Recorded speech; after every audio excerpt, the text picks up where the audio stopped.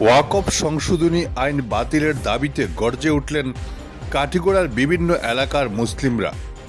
ওয়াকফ সংশোধনী আইন বাতিলের দাবিতে গর্জে উঠলেন কাঠিগড়ার বিভিন্ন এলাকার মুসলিমরা। কাঠিগড়ার ৬টি গ্রামের মুসলিম জনগণ গতকাল ওয়াকফ আইনের বিরুদ্ধে পথে নামেন। বিশাল প্রতিবাদী মিছিল পৌঁছয় মোহনপুর বাজারে। পরে সার্কেল অফিসারের মাধ্যমে রাষ্ট্রপতির উদ্দেশ্যে স্মারকপত্র পাঠানো হয়। Bureau report, Barak vision.